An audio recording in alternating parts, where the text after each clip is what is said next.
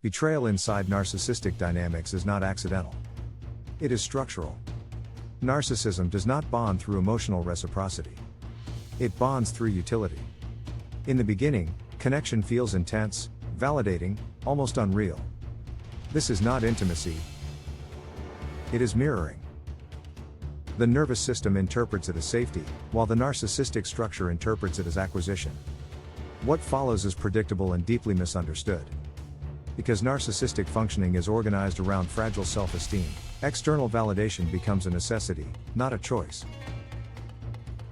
When attention shifts, boundaries appear, or autonomy strengthens, the bond destabilizes.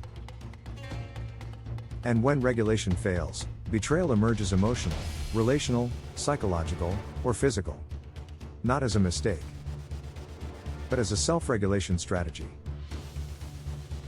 Neuroscientific and clinical research shows that individuals high in narcissistic traits demonstrate impaired empathy processing, unstable attachment patterns, and heightened reward-seeking behavior. Dopaminergic reward circuits become prioritized over relational consistency. This is why betrayal often feels cold, sudden, and reality-shattering. The betrayal was not about attraction or opportunity. It was about restoring internal equilibrium. Narcissistic betrayal typically follows a sequence. Idealization creates dependency and attachment. Devaluation erodes emotional safety.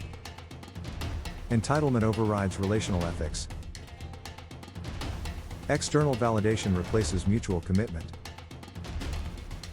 Betrayal restores power, control, or self-image.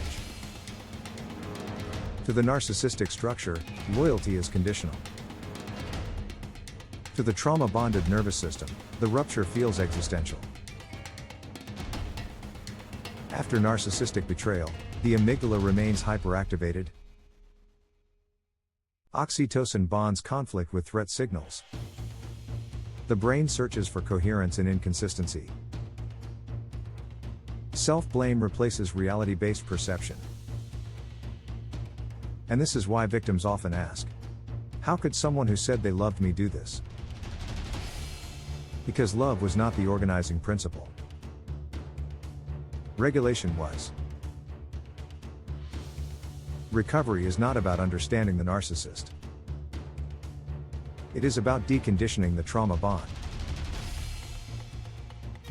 Healing requires nervous system stabilization, reframing betrayal as structural, not personal, restoring internal trust through embodied safety, rebuilding attachment without self/abandonment. This is where trauma-informed psychology and neuro-linguistic programming converge. Not to erase the past, but to rewrite the internal response to it. This can be done through reality re-anchoring statement. Silently repeat, "This behavior reflects their internal structure, not my worth." Say it slowly and let the nervous system register truth before logic.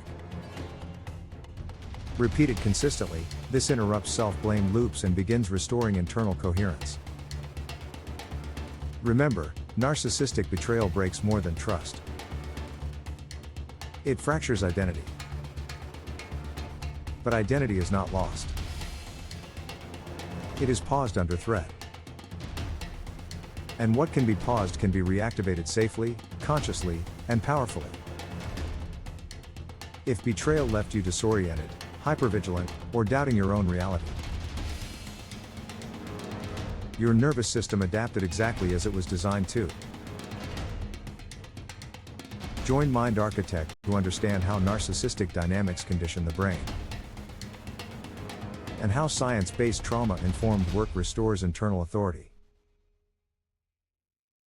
Because only awareness can break the spell. And always remember that unconditional self-love is not emotional indulgence, it is the architecture of freedom.